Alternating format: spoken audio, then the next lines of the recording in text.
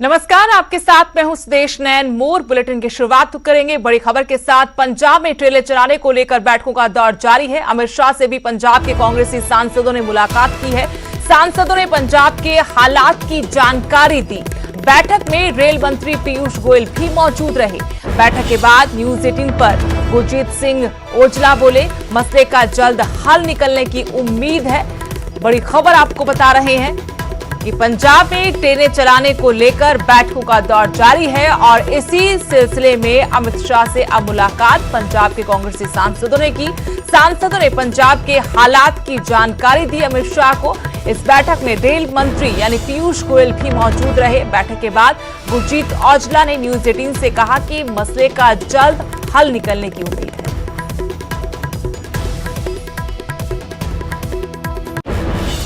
अमित शाह के साथ मीटिंग पंजाब कांग्रेस सांसदों की खत्म हुई है।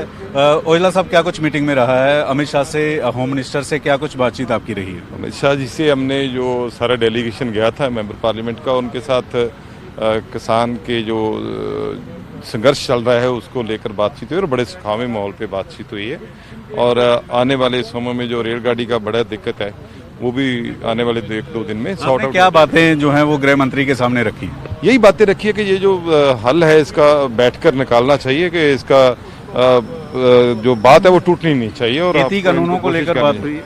बिल्कुल वही ना, कि वही आप अब वो खेती कानूनों को बात लेकर के तो किसान जथेबंदी या जो भी होगा या सरकार के साथ इन्होंने कैसे करना है, यही इनको रिक्वेस्ट की कि आप डेडलॉक को किसी भी तरह खत्म कीजिए। होम मिनिस्टर का क्या कुछ कहना था जब आपकी बात हुई? पॉजिटिव था। उन्होंने बोला बिल्कुल पंजाब अच्छा स्टेट है और हम इसका जो कुर्बानी है उसको भूलते नहीं है और हम पंजाब के लिए हमेशा ही अच्छा सोचते हैं और कोशिश करेंगे कि जो बेस्ट हो सकेगा हम करेंगे। रेलवे की तरफ से बाकायदा तौर पर अभी प्रेस कॉन्फ्रेंस हुई। रेलवे का ये कहना था कि सभी ट्रेनें जो हैं वो चलाई जाएंगी, ना कि सिर्फ मालगाड़ियां चलाई जाएंगी। बिल्कुल बिल्कुल। अब जब पीयूष गोयल जी और सीएम साहब बैठ के, अभी आज मेरा ख्याल सारा खाली हो रहा है ट्रैक सारा, तो उसके बाद ये लाइनें अब शुरू हो जाएंगी और उसका वो जो इन्होंने एक सिस्टम बना रखा है मालगाड़ी पैसेंजर गाड़ी, वो देखेंगे, मतलब सुखावे पे शुरू हो जाएगी। उन्होंने ये विश्वास दिया है कि जल्दी शुरू करेंगे। कृषि मंत्री ने भी कहा कि किसान अगर बात करना चाहें तो उनसे आकर कर सकते हैं। तो आप किसानों को लेकर दिल्ली आएंगे, कृषि मंत्री से बात करवाएंगे? बिल्कुल बिल्कुल नहीं, हम किसानों को लेकर नहीं आएंगे। ये सीएम साहब से अब गृह मंत्री जी और ये केंद्र सरकार बात करके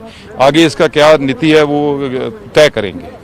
मुख्यमंत्री की भी बात आपने करवाई है या उनका संदेशा क्या था? मुख्यमंत्री के पहले भी बात करते हैं उनसे, ऐसी बात नहीं कि हमने करवानी है, लेकिन मुख्यमंत्री साहब वो बात अच्छी तरीके से हो जाएगी लग रहा है। एक लगातार ये कहा जा रहा था कि जो हालात बन रहे हैं ये भी होम मिनिस्टर को बताया जाएगा कि आतंकवाद पंजाब में वापस ना आ जाए। नहीं देखो, ये सारी फीडबैक उनके पास है, क्या बन रहा है, क्या हो रहा है, क्या धरने में हो रहा है, क्या वो जो एंटी नेशनल सिस्टम है वो कैसे वर्क कर रहा है, ये उनके पास फीडबैक है। आपको लगता है कि जो केंद्र वर्सेस पंजाब बन रहा था उसको खत्म होने के कगार लग रहा है कि वो खत्म हो जाएगा? तो सांसदों की मीटिंग खत्म हुई। मीटिंग के बाद होम मिनिस्टर से जो कुछ बातें हुई न्यूज 18 पर कांग्रेस सांसद गुरजीत औजला ने बताई कि अब लग रहा है कि पंजाब वर्सेस केंद्र की जो लड़ाई है वो खत्म करने की कोशिश में जो है वो दोनों तरफ से कोशिशें की जा रही हैं और तमाम बातें जो है वो पंजाब की होम मिनिस्टर के सामने रखी हैं। कैमरामैन जिंदर के साथ पंकज किफाई, न्यूज 18 दिल्ली। लेकिन आपको बता दें कि पंजाब में अभी मालगाड़ियां नहीं दौड़ पाएंगी। रेलवे का सिर्फ मालगाड़ियां चलाने से साफ इनकार। सरकार और किसानों के हिसाब से नहीं चलेंगी ट्रेनें, ये एक टू कहा।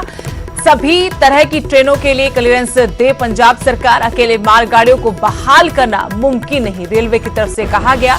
पंजाब सरकार पर गुमराह करने का भी आरोप लगा है। पंजाब में अभी भी रेलवे की प्रॉपर्टी पर 23 जगह धरने हैं। एक जगह प्लेटफॉर्म पर, 22 जगह स्टेशन के बाहर धरने चल रहे हैं। पूरी क्लियरेंस होने तक ट्रेन सेवा बहाल करना संभव नहीं है। रेल कर्मियों की सुरक्षा से कोई समझौता रेलवे नहीं करेगा। बड़ी खबर आपको बता रहे किस तरीके से साफ किया रेलवे ने कि सिर्फ मालगाड़ियां नहीं चलाई जाएंगी, सरकार और किसानों के हिसाब से ट्रेनें नहीं चलेंगी। सभी तरह की ट्रेनों के लिए पंजाब सरकार से क्लियरेंस मांगी है। अकेले मालगाड़ियों को बहाल करना मुमकिन नहीं है, ये रेलवे की तरफ से कहा गया। पंजाब सरकार पर गुमराह करने का आरोप भी लगाया और कहा कि पंजाब में अभी भी रेलवे की प्रॉपर्टी पर धरने चल रहे हैं। एक जगह प्लेटफॉर्म पर तो 22 जगहों पर स्टेशन के बाहर किसान धरना दे रहे हैं। जब तक पूरी क्लियरेंस नहीं मिलेगी ट्रेन सेवा बहाल नहीं होगी।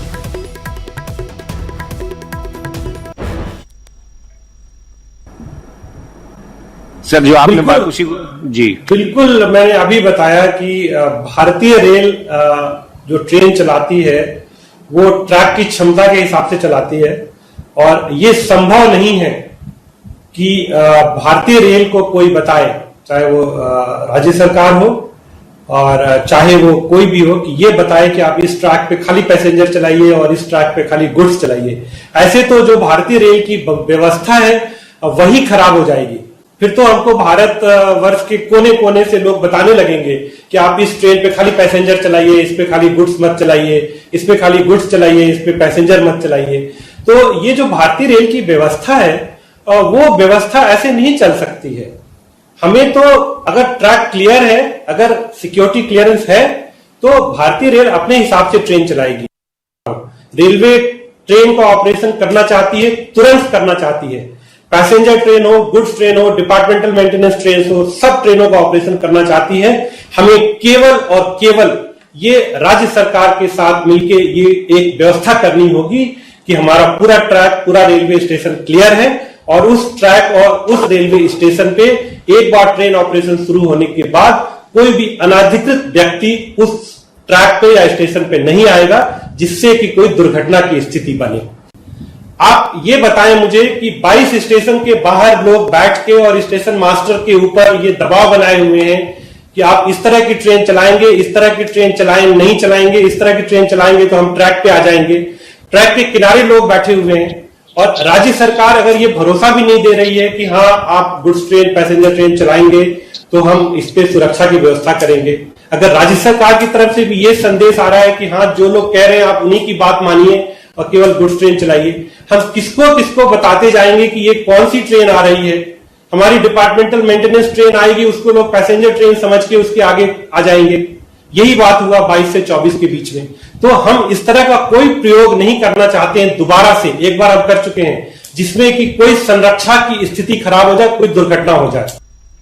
वहीं पंजाब में ट्रेनें चलाने को लेकर खींचतान जारी है। रेल मंत्री पीयूष गोयल की पंजाब सरकार को दो टूक, सभी ट्रेनों के लिए क्लियरेंस दे पंजाब सरकार, सारे ट्रैक स्टेशन और रेलवे की प्रॉपर्टी खाली करवाए, पूरे रेलवे सिस्टम की सुरक्षा सुनिश्चित करे सरकार। त्योहारों के मद्देनजर ट्रेन सेवा का बहाल होना जरूरी है, ये रेल मंत्री पीयूष गोयल की तरफ से कहा गया। पंजाब सरकार से भी दो टूक कहा कि पहले उनको सुरक्षा को लेकर क्लियरेंस देनी चाहिए और तब जाकर यहां ट्रेनें बहाल होंगी। सारे ट्रैक स्टेशन और रेलवे की प्रॉपर्टी खाली करवाएं, पूरे रेलवे सिस्टम को की जो सुरक्षा है वो सुनिश्चित करे सरकार। त्योहारों के मद्देनजर ट्रेन सेवा का बहाल होना जरूरी है।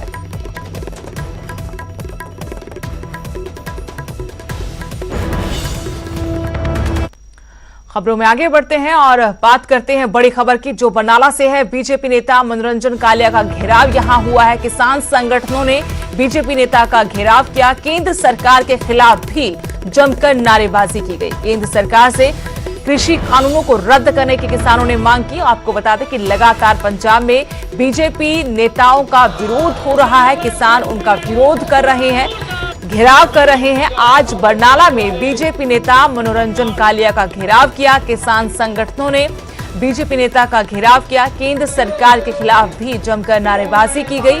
केंद्र सरकार से कृषि कानूनों को रद्द करने की मांग।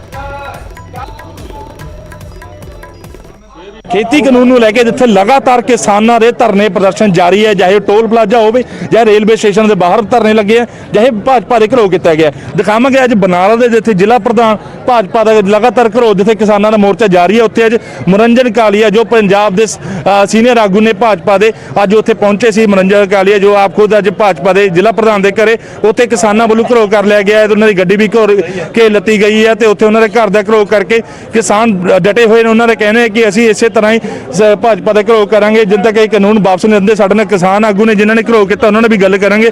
ਬਲੌਰ ਜੇ ਤੁਸੀਂ ਅੱਜ ਘਰੋ ਕੀਤਾ, ਕਿਹਦਾ ਘਰੋ ਕੀਤਾ ਤੇ ਕਿਉਂ ਘਰੋ ਕੀਤਾ ਗਿਆ ਜੀ? ਜਿੱਥੇ ਇੱਕ ਪਾਸੇ ਮੋਦੀ ਸਰਕਾਰ ਦੇ ਖਿਲਾਫ ਸਮੁੱਚੇ ਹਿੰਦੁਸਤਾਨ ਦੇ ਵਿੱਚ ਇਹਦੇ ਵਿਰੋਧ ਦੇ ਵਿੱਚ ਵੱਡੀ ਪੱਧਰ ਤੇ ਕਿਰਤੀ ਲੋਕ ਉੱਠੇ ਹੋਏ ਨੇ, ਜਿਹੜੇ ਤਿੰਨ ਆਰਡੀਨੈਂਸ ਇਹਨੇ ਲਿਆਂਦੇ ਖੇਤੀ ਨੂੰ ਤਬਾਹ ਕਰਨ ਵਾਲੇ, ਮੌਤ ਦੇ ਵਾਰੰਟ ਜਾਰੀ ਕੀਤੇ ਆ। ਅੱਜ ਇਹ ਮਨੋਰੰਜਨ ਕਾਲੀਆ ਜਿਹੜਾ ਸੂਬੇ ਦਾ ਪੰਜਾਬ ਦਾ ਆਗੂ ਆ ਭਾਜਪਾ ਦਾ, ਉਹ ਇੱਥੇ ਲੋਕਾਂ ਨੂੰ ਬੁੱਧੂ ਬਣਾਉਣ ਆਇਆ, ਇਹ ਚੋਰੀਆਂ ਆਇਆ। ਇਸ ਕਰਕੇ ਇਹਦੀ ਸਾਰੀ ਜਿਹੜੀ ਸੈਂਟੀ ਦੀ ਕੋਠੀ ਦੇ ਵਿੱਚ ਜ਼ਿਲ੍ਹਾ ਪ੍ਰਧਾਨ ਦੀ ਘੇਰਿਆ ਹੋਇਆ। ਇਹਨੂੰ ਛੱਡਾਂਗੇ ਨਹੀਂ, ਲਗਾਤਾਰ ਇਹਦਾ ਘਿਰਾਓ ਜਾਰੀ ਰਹੂਗਾ। ਸੰਦੀਪ ਅੱਜ ਜਿਵੇਂ ਭਾਜਪਾ ਦੇ ਆਗੂ ਹੈ, ਇਹਨਾਂ ਦਾ ਕਹਿਣਾ ਕਿ ਆਉਣ ਵਾਲੀ ਮਿਊਨਿਸਪੈਲਿਟੀ ਚੋਣਾਂ ਦੀ ਤਿਆਰੀ ਕਰਨ ਵਾਸਤੇ ਇਹ ਪਹੁੰਚੇ ਨੇ। ਲੱਗਦਾ ਕਿ ਜਿਵੇਂ ਇੱਕ ਪਾਸੇ ਕਿਸਾਨ ਸੜਕਾਂ ਤੇ ਇਹ ਚੋਣਾਂ ਦੀ ਵੀ ਤਿਆਰੀ ਕਰ ਸਕਦੇ ਨੇ। ਇਹ ਇਹਨਾਂ ਦੇ ਮਨ ਦਾ ਭੁਲੇਖਾ ਜੀ।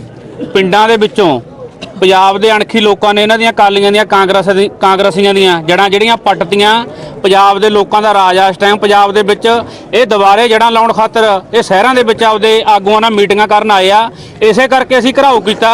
ਪੂਰੇ ਦੇਸ਼ ਦੇ ਵਿੱਚ ਜਿਹੜੇ ਆਰਡੀਨੈਂਸਾਂ ਦੀ ਲੜਾਈ ਆ ਉਹ ਲੜੀ ਜਾ ਰਹੀ ਆ ਸੈਂਟਰ ਸਰਕਾਰ ਦੇ ਖਿਲਾਫ।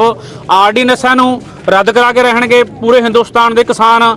ਜਿਵੇਂ ਦੁਬਾਰਾ ਫਿਰ ਦਿਖਾਣਾ ਚਾਹੂੰਗਾ, ਦੁਬਾਰਾ ਇੱਥੇ ਜਿਹੜੀ ਕੋਠੀ ਵਿੱਚ ਅੱਜ ਮਨੋਰੰਜਨ ਕਾਲੀਆ ਨੂੰ ਘਰੋ ਕੀਤਾ ਪਿਆ, ਕਿਸਾਨ ਆਗੂਆਂ ਨੇ ਪੂਰੇ ਕੋਠੀ ਨੂੰ ਚਾਰੋਂ ਪਾਸੋਂ ਘੇਰਿਆ ਪਿਆ, ਉੱਥੇ ਗੱਡੀ ਘੇਰੀ ਪਈ ਹੈ, ਕਿਸਾਨ ਡਟੇ ਹੋਏ ਨੇ। ਕਿਸਾਨਾਂ ਦਾ ਕਹਿਣਾ ਹੈ ਕਿ ਭਾਜਪਾ ਵੱਲੋਂ ਜਿਹੜੇ ਕਾਨੂੰਨ ਲਿਆਂਦੇ ਗਏ ਕੇਂਦਰ ਵੱਲੋਂ, ਅਸੀਂ ਉਸ ਦਾ ਵਿਰੋਧ ਕਰਦੇ ਆ ਤੇ ਕਰਦੇ ਰਹਾਂਗੇ। ਆਉਣ ਵਾਲੇ ਸਮੇਂ 'ਚ ਚਾਹੇ ਕੋਈ ਵੀ ਲੀਡਰ ਚਾਹੇ ਚੋਣ ਦੀ ਪ੍ਰਚਾਰ ਕਰਨ ਇੱਥੇ ਆਣ, ਚਾਹੇ ਖੇਤੀ ਦੇ ਇਸ ਬਿੱਲ ਨੂੰ ਸਮਝਾਉਣ ਵਾਸਤੇ ਆਣ, ਪਰ ਅਸੀਂ ਸਾਰੇ ਜਿਹੜੇ ਵੀ ਪੰਜਾਬ ਦੇ ਲੀਡਰ ਹੋਣਗੇ ਜਾਂ ਭਾਜਪਾ ਦੇ ਆਗੂ ਹੋਣਗੇ ਉਹਨਾਂ ਦੇ ਘਰੋਂ ਇਸੇ ਤਰ੍ਹਾਂ ਜਾਰੀ ਰਹੂਗਾ। ਬਨਾਰਸ ਤੋਂ ਆਸ਼ੀਸ਼ ਸ਼ਰਮਾ, ਨਿਊਜ਼ 18 ਪੰਜਾਬ।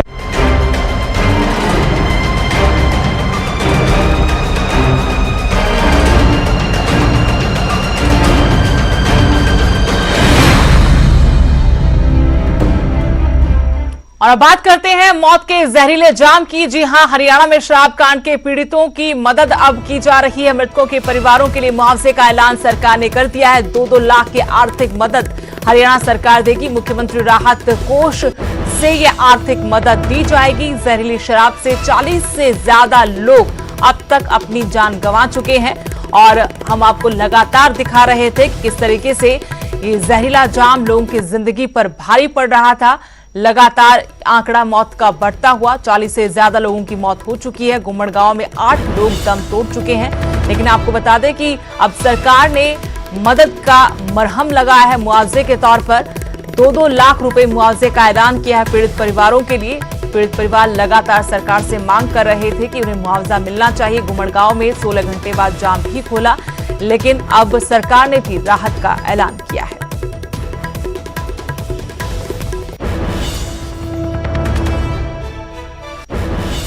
एक और बड़ी खबर, सोनीपत जहरीली शराब कांड पर बड़ी अपडेट भी आपको बता दें। गुम्मड़गांव में ग्रामीणों का गुस्सा फूट पड़ा और इसके बाद उन्होंने शवों को रास्ते पर रखकर जाम लगा दिया। 2 शव सड़क पर रखकर जाम लगाया, लेकिन 16 घंटे बाद जब आश्वासन मिला उसके बाद जाम खोल दिया और शवों का अंतिम संस्कार किया। सोनीपत में जहरीली शराब से 40 से ज्यादा लोगों की मौत हुई है। अकेले सोनीपत में 30 से ज्यादा लोगों की मौत हुई और कुल 40 से ज्यादा लोग अपनी जान गंवा चुके हैं।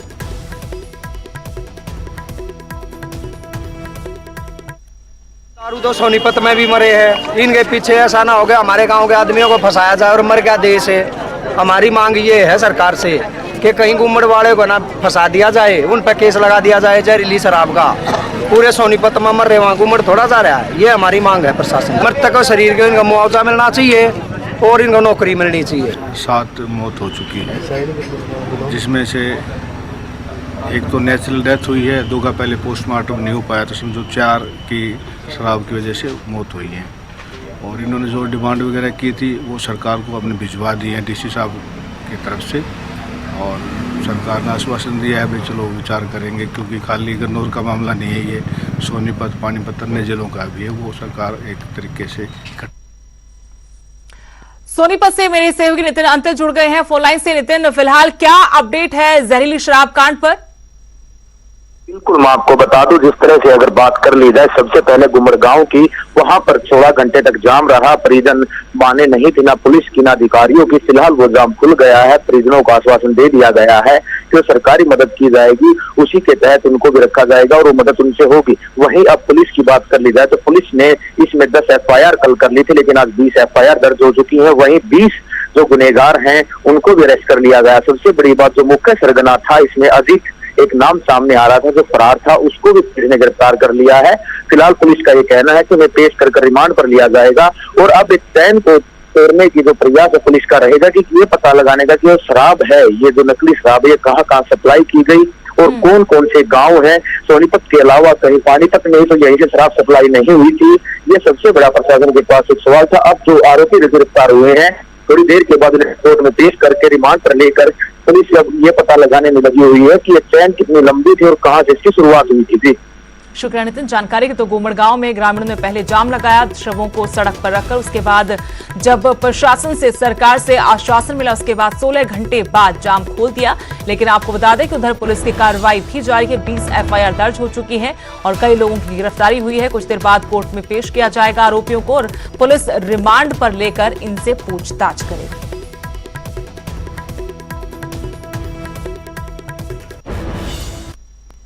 अगली बड़ी खबर, राम रहीम को गुपचुप तरीके से पैरोल मिली थी। एक दिन के लिए जेल से बाहर आया था राम रहीम। सुनारिया जेल से 24 अक्टूबर को पैरोल दी गई थी। मां नसीब कौर की तबीयत खराब होने का हवाला दिया गया था।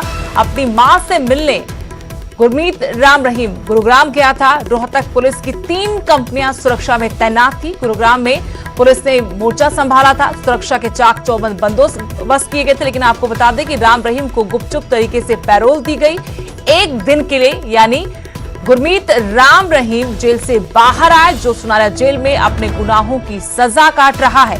मां नसीब कौर की तबीयत खराब होने का हवाला दिया गया। इसी आधार पर एक दिन यानी 24 अक्टूबर को पैरोल दी गई और अपनी मां से मिलने गुरमीत राम रहीम गुरुग्राम भी गया था। इस दौरान रोहतक पुलिस की 3 कंपनियां सुरक्षा में तैनात की गई थी और गुरुग्राम में भी पुलिस ने मोर्चा संभाल रखा था।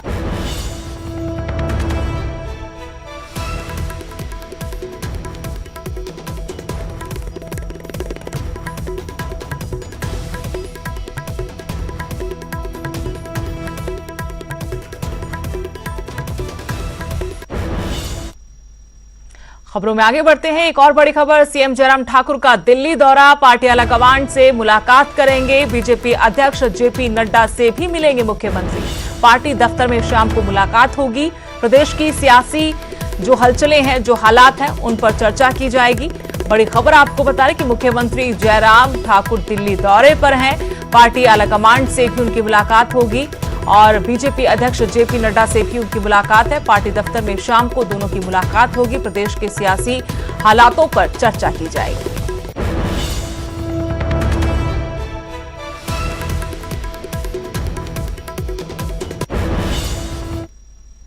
अगली बड़ी खबर पंजाब से। पंजाब के सरकारी स्कूल अब स्मार्ट बनेंगे। सीएम ने 1467 स्मार्ट स्कूल्स की शुरुआत की है। सरकारी स्कूलों में टैबलेट बांटे गए। 372 सरकारी स्कूलों में 2625 टैबलेट दिए।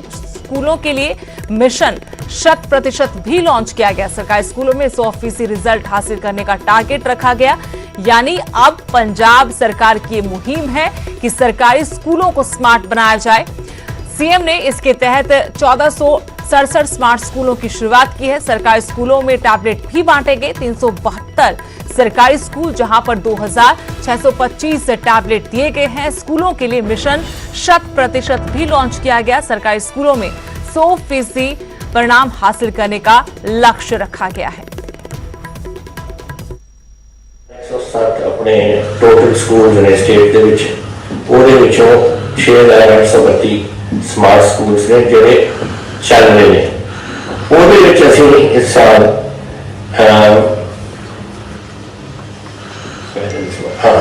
1467 ਆਪਾਂ ਨਵੇਂ ਸਕੂਲ ਇੱਥੇ ਸਮਾਰਟ ਸਕੂਲ ਐਡ ਹੋ ਜਾਣਗੇ। ਉਹਦਾ ਮਤਲਬ ਇਹ ਹੋ ਜਾਏਗਾ ਤਕਰੀਬਨ 8 ਲੱਖ ਤੋਂ ਉੱਪਰ और अद्धा 50% तक पहुंच जाएंगे इस काम से। और बजट की प्रपोजल है कि 100 करोड़ और देना ताकि होर असी ऐड कर सके अगले साल। मैं चाहता कि अगले 2-3 साल असी 100% स्मार्ट स्कूल से अपना लेके आइए ताकि बच्चे होर जो रिजल्ट आ रहे हैं वो सब तो अच्छा है कि प्राइवेट स्कूल ना रहो, अपने गवर्नमेंट स्कूल के रिजल्ट बहुत अच्छे। ये थोड़ी हिम्मत है सारे टीचर तुम बैठे हो रहे, तुम कई सुन रहे हो, पर कई मैं सुना पंचायत भी अब सुन रही हैं गल्लां ਜਿਹੜੀਆਂ ਜਿੱਥੇ ਸਕੀਮਾਂ ਲੱਗੀਆਂ ਹੋਈਆਂ ਨੇ और टीचरां ਨਾਲ ਅਸੀਂ ਗੱਲ ਕਰ ਰਹੇ ਹਾਂ। ਤੁਹਾਨੂੰ ਵੀ ਵਧਾਈ कि ਤੁਸੀਂ अपने। लॉकडाउन में प्रवासी मजदूरों के लिए मसीहा बने सोनू सूद ने फिर से काबिले तारीफ काम किया है। सोनू सूद ने एक 2.5 साल के बच्चे को नई जिंदगी दी है। दरअसल मासूम के घर वाले रुपए के अभाव के चलते अपने बेटे का इलाज नहीं करवा पा रहे थे, लेकिन सोनू सूद इनके लिए मसीहा बनकर आए।